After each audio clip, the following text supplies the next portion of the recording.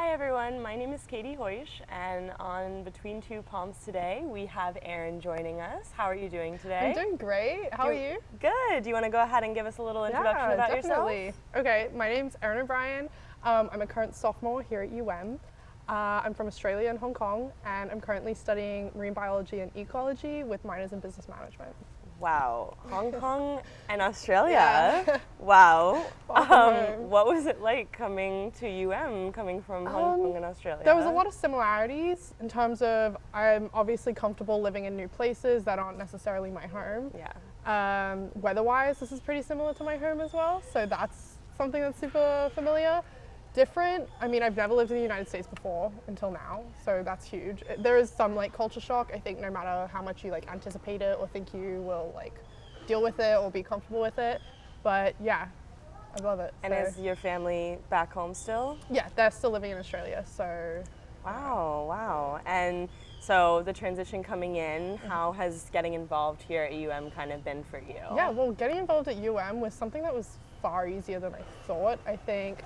I remember Canes Fest my freshman year, which is not that long ago, but that was awesome. I loved walking around, and I think there's this like great overwhelming feeling of there's so much you can do. In fact, it's kind of a feeling of like, how do I actually put all of this into my schedule, because I want to do all of this. For sure. But I really found kind of my home in Scuba Club, which, you know, as some people may or may not know, is our biggest club on campus here. But yeah, I'm an avid diver. Oh my goodness.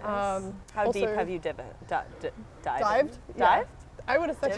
I don't know. Well, how deep have you gone? I don't think I've gone beyond 20 meters. Okay. But I think the certification allows you up to 30. It could be so wrong. That could be terrible. But Wow. yeah.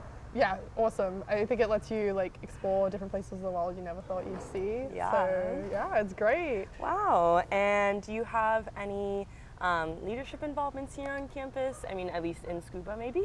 Not in scuba, I'm still just a general committee member. I'm kind of working my way up slowly. I did find I maybe overcommitted my first year a little bit, and so I had to take a few steps back and find out like, you know, what are the things I'm most passionate about and how can I give my full time to those certain clubs or, you know, activities that I do have the most interest in.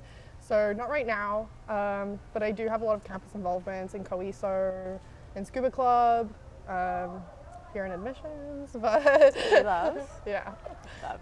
So, I mean, as I know you're only a sophomore Yeah. here, throughout these 2 years, I know you've probably had such a big transition out of a lot of students that are on this campus here. So what would you say is kind of the best memory that you have so far being a student here at UM?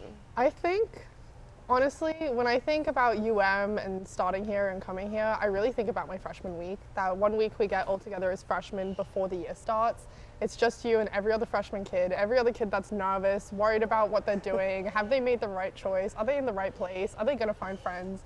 And there's this weird sense of community with all these like strangers you don't know because of it. And I just remember even little things like we'd walk around the campus till really late at night and try to figure out our way, or, you know, just knocking on the next person's door being like, hey, would you like to get dinner? Like, I'm really hungry and I don't really have anyone to go with. To finding random people standing outside and being like, would you like to Uber to the beach with me today?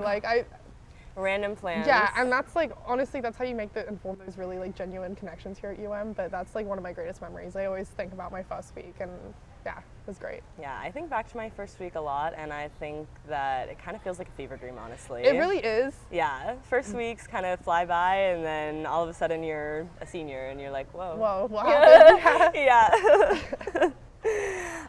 So, my kind of fun question that I have for you. If you could be a kitchen utensil, what would you be? And why would you be it? Okay. I actually know my answer a little too quickly, which is scary. I think it's definitely going to be, it's rather specific, like a rubber spatula. Okay. I need the exact details as to why. Yeah. Okay.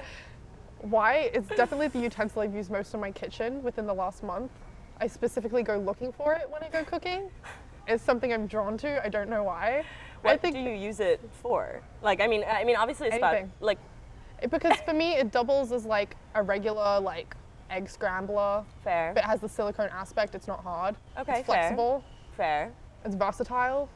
You can really put it in every situation. Yep, you can scramble eggs with it.